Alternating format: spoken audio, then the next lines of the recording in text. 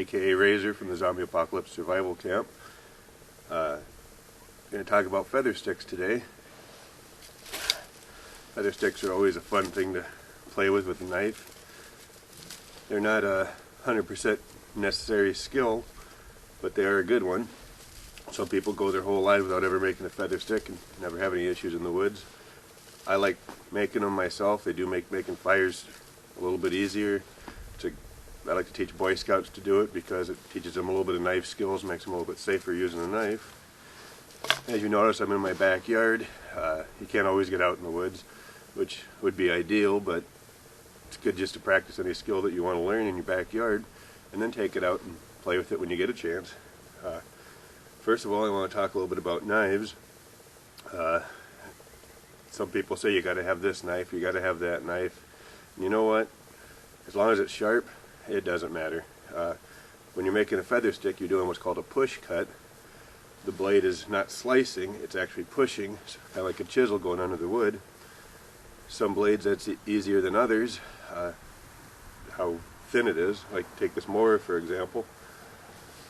It's got a Scandi grind, very thin profile, very sharp. I mean, it's like a scalpel. Works really well to make feather sticks. Folding pocket knife. This is actually a hollow grind, which knives have different types of styles of grind. This is a custom made by Bearman Knives. A young friend of mine, Aaron Bear, makes these. It's very thick, heavy duty, stout. It's got a modified convex grind on it. You'd think that would be a lot harder to make feather sticks with than that Scandal Mora, but it actually isn't. What's important is that your knife is sharp. And size doesn't really matter. You can make beautiful feather sticks with this little machete here. Big Bowie knife, it doesn't matter. As long as it's sharp and you have good control over it. Another thing is some knives have a flat edge on them.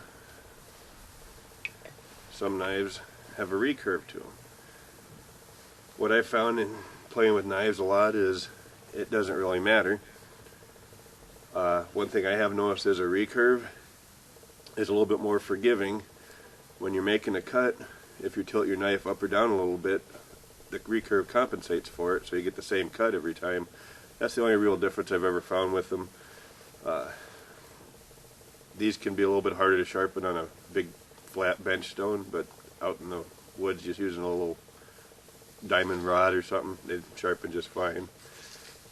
But what it basically comes down to is technique. Your technique is more important than the tool you're using, as long as your tool is sharp. So I'm going to grab some sticks here and we'll get started. Alright, when making feather sticks, the type of wood you use can make a difference. When you find your sticks, you don't want something that's so dry and brittle that it crumbles, because it doesn't feather well. But for fire making, you can use the spine of the knife and scrape those sticks and you get a nice fine powder that works terrific as a tinder. But as far as feathering goes, it's too crumbly. What I found in my years was to, if you're just beginning at it, grab a green stick. Green sticks are more forgiving, they have more flex to them. They work pretty good for learning. Some woods are better than others. Wood that has a nice straight grain to it tends to work best.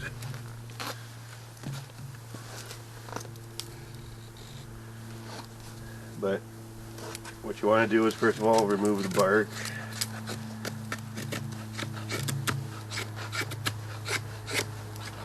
I prefer to anyway. Now every time you do this, what you're actually doing is you're taking your knife and laying it flat against the stick. If you notice, it slides. This is why it's not all that important for what knife you're using. What you have to do is find the angle that it starts to cut.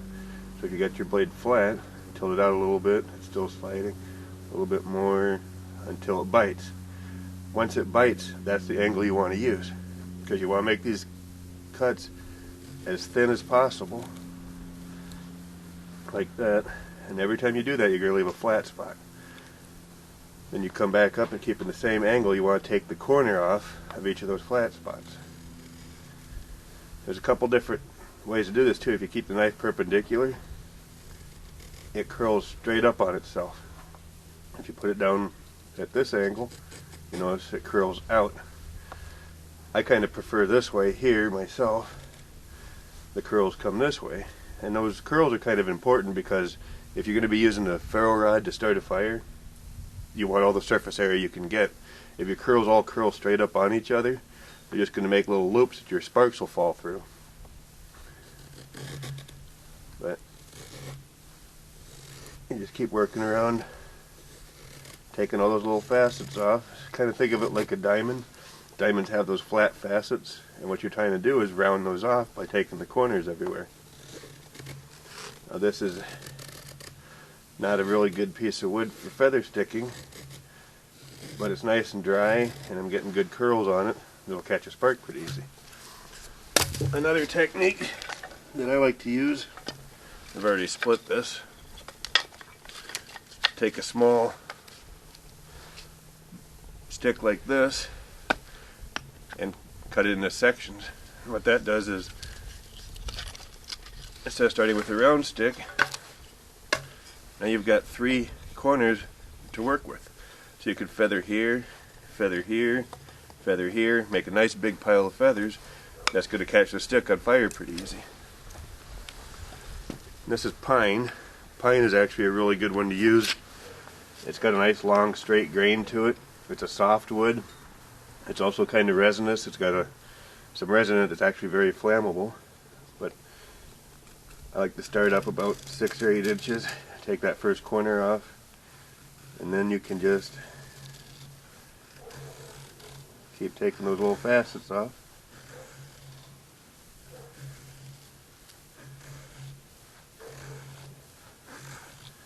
Make nice long little pretty curls. This is a good knife skill to learn because it teaches you control of that edge. And I personally, and this is only my personal preference, I like a deeper bellied blade for stuff like this.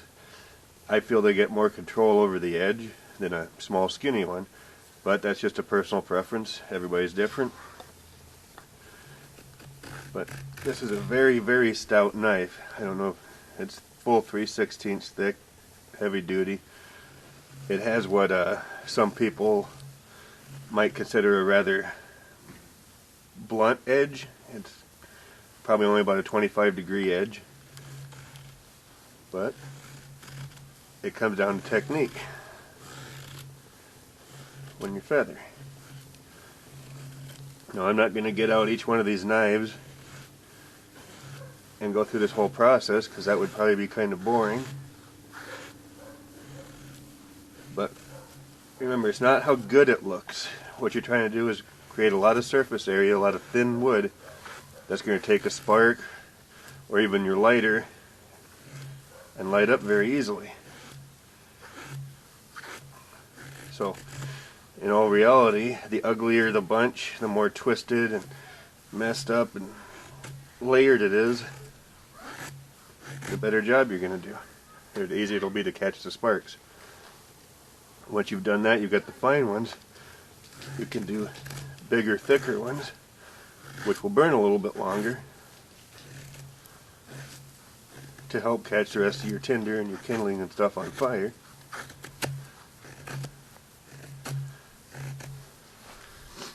I don't know how well the camera can see that, but that's actually what you're looking for. I can't see the lens. Hopefully it's focusing on that, but you know, it's not real pretty. It's a whole bunch of little curls everywhere. It's kind of like a bundle of steel wool. It'll catch the sparks that you throw on it, which I'll go grab my sparking rod here in a sec and we'll give her a whirl. Now, this is nothing fancy here. It's just a UST fire steel from Walmart. Strike Force, Spark Force, I forget what the name of it is, but works pretty well. One technique I like to use when I'm doing this is I usually hold the striker still and draw the ferro rod back. It keeps me from hitting my tinder all over.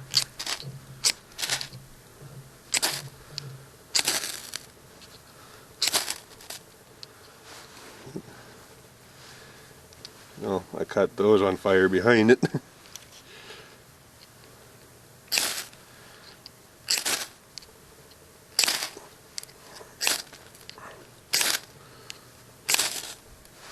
Sometimes it can take a couple strikes, but you can turn any stick into tinder by doing that.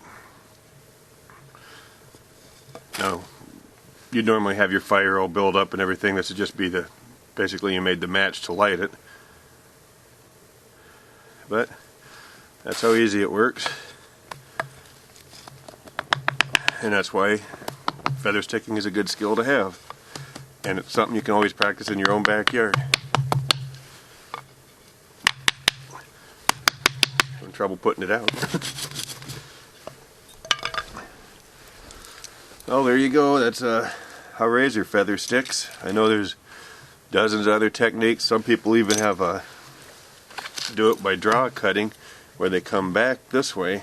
I'm not a fan of that. I was always taught not to cut towards yourself, because you could cut yourself. But some knives, like the Tom Bound Tracker, has a little notch in it that actually works really well to draw like that. I don't own one, but I've seen a lot of it used, and they make really nice feathers. But that's it. Razor out.